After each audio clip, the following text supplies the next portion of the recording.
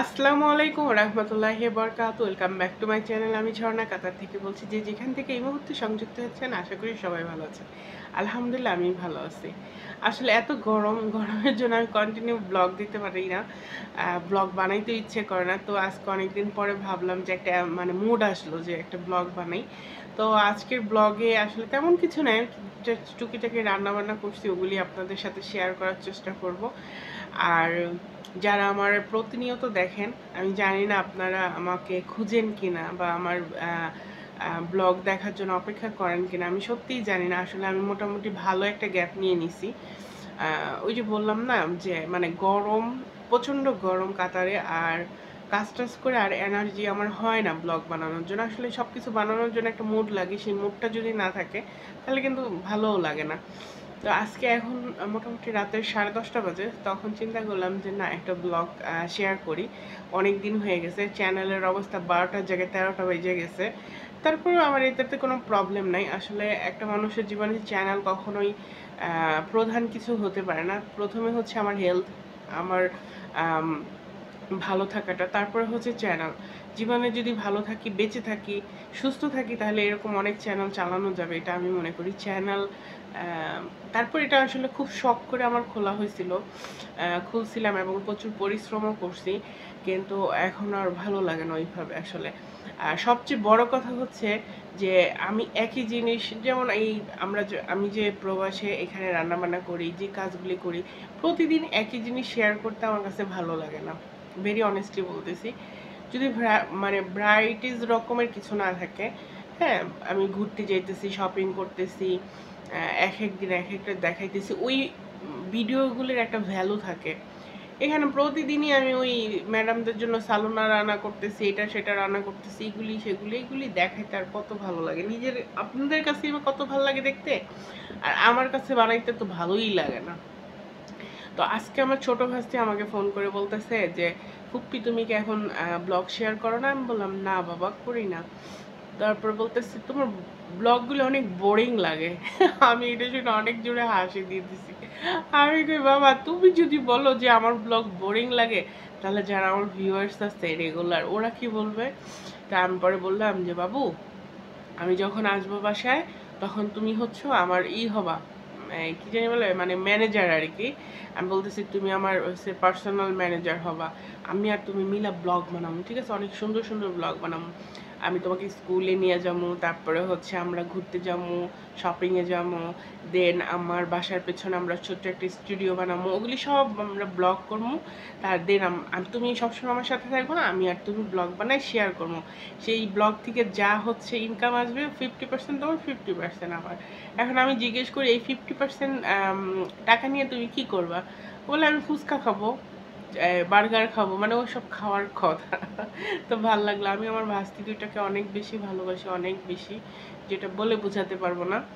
আমার বাবা মার পরে হচ্ছে আমার এই দুইটা ভাস্তির স্থান আমার অন্তরে।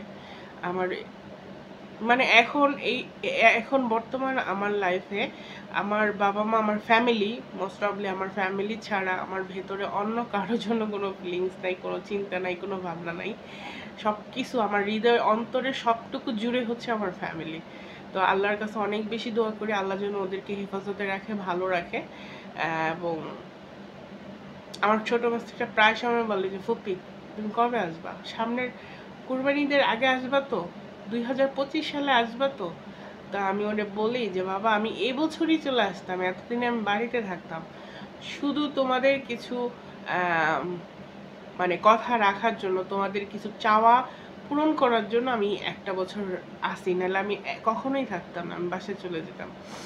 তো তারপর আমার ভাস্তি বলে তুমি চলে আসো, আমাদের কিচ্ছু লাগবে না। তারপরে আমি বলি না বাবু, 1 বছর দেখতে দেখতে চলে যাবে, অলরেডি 1-1.5 মাস চলে গেছে, 2 মাস গেলে থাকবে হচ্ছে আর 10 মাস। মানে এইভাবে আমি আমার ভাস্তিদেরকে বুঝে, আমার ভাস্তিরা আমাকেও অনেক মিস করে, আমিও অনেক মিস করি ওদেরকে।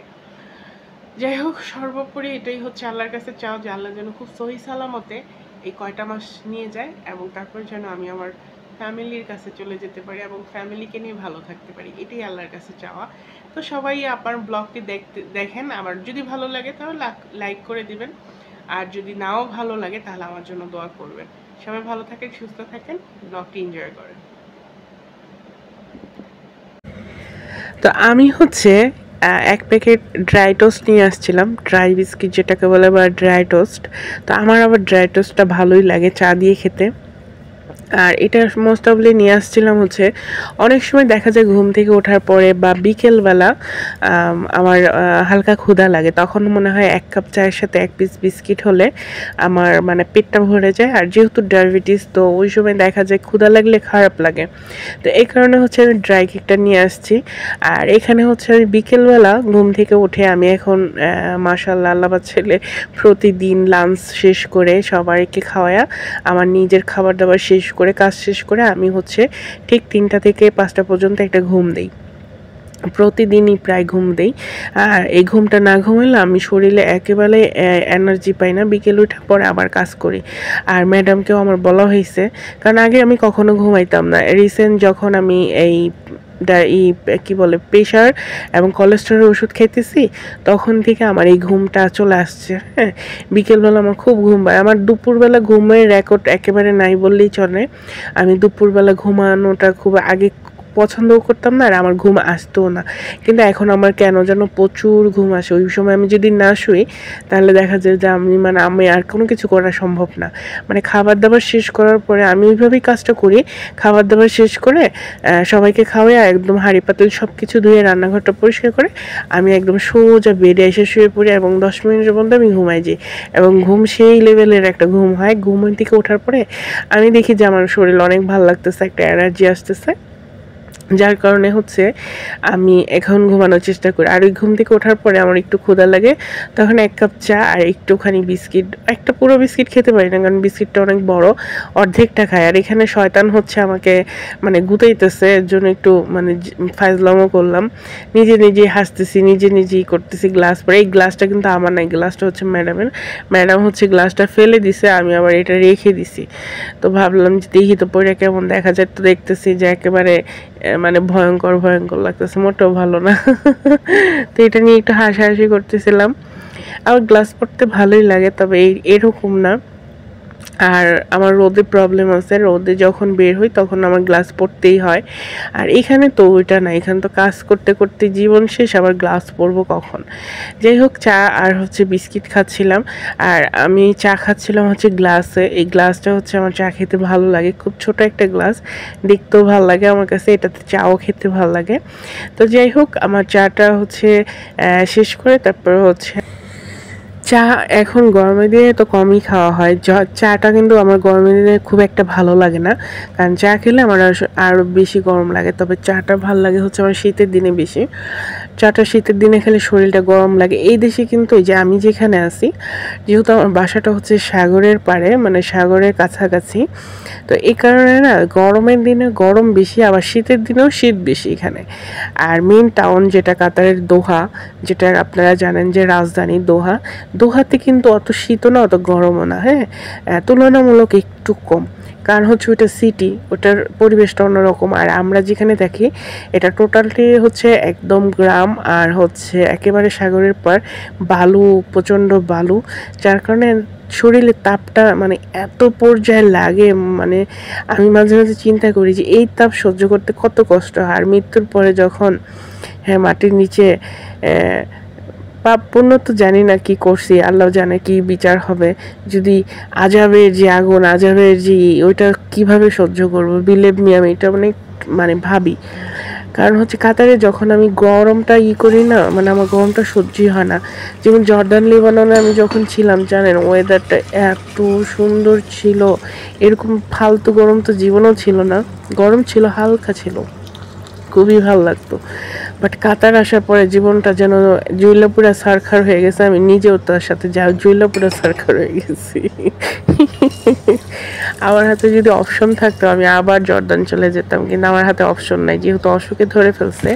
আমি এখন বিদেশ অন্য কোনো দেশে যাওয়ার জন্য প্রস্তুতি নিলে একদম ফার্স্টেই আমি হচ্ছে বাতিল হয়ে যাব। কারণ হচ্ছে আমার ডায়াবেটিস, তারপরে হাই প্রেশার, তারপরে হচ্ছে কোলেস্টেরল, অনেক অসুখ, যার কারণে মেডিকেলে আমি আনফিট হয়ে যাব। সো বিদেশ আর আমার জীবন থেকে একেবারেই না। আর আমার সমস্যাও নাই, আমি অনেক করছি, যতটুকু করছি আমি মনে করি শুকর আলহামদুলিল্লাহ আলহামদুলিল্লাহ। আর এর চেয়ে বেশি করার আসলে টাকা মানুষের জীবনের প্রয়োজন শেষ হয় না, কখনো না। একদম মৃত্যুর শেষ এক মুহূর্ত পর্যন্ত আপনার প্রয়োজন শেষ হবে না। সো এই প্রয়োজন শেষ যে হবে না, এটাকে আপনার নিজেকে শেষ করতে হবে, মানে ভাবতে হবে যে না আমার আর লাগবে না, তাহলে দেখবেন আপনি ভালো থাকতে পারবেন। আর যখন দেখবেন যে না লাগবে প্রয়োজনটা আপনার বেশি হয়ে যাবে, তখন আসলে আপনি কোনোভাবেই নিজেকে কন্ট্রোলে আনতে পারবেন না। এটা আমার কাছে মনে হয়। যেমন আমি মনে করি যে না আমার আর কোনো কিছু দরকার নেই, আমি যতটুকু করছি বা যতটুকু হয়েছে শুকুর আলহামদুলিল্লাহ। কারণ কারণ মাটির নিচে আমি কিছুই যাইতে পারবো না। এখন সবাইকে নিয়ে ভালো থাকাটা কিছু আমল করার জন্য আমি মনে করি উচিত। কারণ হচ্ছে টাকা পয়সা ধন দৌলত এটা সেটা মানুষের প্রয়োজন আসলে যত সীমিত করা যায় আমার মনে হয় সে তত বেশি ভালো থাকে, এটা আমার কাছে মনে হয়। যাই হোক, এখানে আমার অনেক নুডলস খাইতে ইচ্ছে করতেছিল। তা আমি সাধারণত কিন্তু নুডলস খাই না, কিন্তু সেদিন কেন জানি আমার খুব ইচ্ছে করতেছিল একটু নুডলস রান্না করে খাই। তো 1 প্যাকেট নুডলস হচ্ছে আমি আমাদের দেশের মতো আমি রান্না করি নাই, এখানে যে ওরা খায় না ওইভাবেই রান্না করছি, জাস্ট পানির মধ্যে সিদ্ধ করছি, আর কিছুই দিইনি। তো ওইটা হচ্ছে আমি খেয়েছি, তো খুবই ভালো লাগছে। আর আমার রান্নাবান্না সব কিছু শেষ, ভিতরে খাবার দিয়ে আসছে, ওনারা খাইতেছে। আর এখন হচ্ছে আমি ভাত নিয়ে বসছি। আমি আজকে রান্না করছি হচ্ছে মুরগি দিয়ে ফুলকপি বেগুন। হাইছেন না, আসলে আমার সবজি খাইতে ইচ্ছে করে। এখন সবজি রান্না করতে গেলে দেখা গেছে যে এখানে মুরগি ছাড়া আর আমার রুই মাছ আছে, কালকে রুই মাছ খেয়েছি, তো আজকে তো আর রুই মাছ খাবো না। তো ভাবলাম যে মুরগি দিয়া বেগুন দিয়া কি জানি বলে ফুলকপি দিয়া রান্না করে ফেলি, সমস্যা নেই, আমি তো খাবো।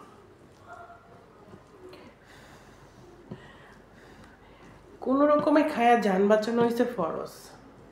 কি দিয়ে কি খাইতেছে এটা ইম্পর্টেন্ট না, খাইতে পারলে সব কিছু দিয়ে সব কিছু খাওয়া যায়, তাই না? শুধু মুরগি খাওয়াচ্ছে, একটু সবজি দেওয়া ভালো না? যেমন এই যে এখানে 1 পিস মুরগি নিছি, আর হচ্ছে একটু ফুলকপি নিছি, 2 পিস বেগুন নিছি, 1 পিস আলু নিছি, খাওয়া হয়ে যাবে শেষ।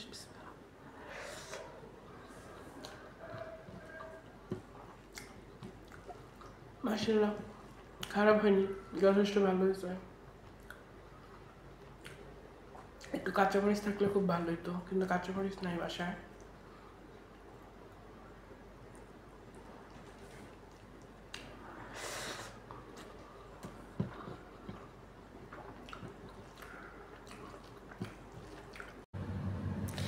তো আজকের ব্লগটি এই পর্যন্তই ছিল। আপনাদের যদি ভালো লেগে থাকে তাহলে অবশ্যই একটি লাইক করে দেবেন, আর যদি ভালো না লেগে থাকে তাহলে আমার জন্য দোয়া করবেন। তো আজকে আর বেশি বড় করব না, আগামীকালকে নতুন ভিডিও আবার দেওয়ার চেষ্টা করব ইনশাআল্লাহ, যদি ভালো থাকি সুস্থ থাকি। সেই পর্যন্ত আপনারা সবাই ভালো থাকেন, আমার জন্য দোয়া করেন, আর আমিও আপনাদের জন্য দোয়া করি। আল্লাহ হাফেজ।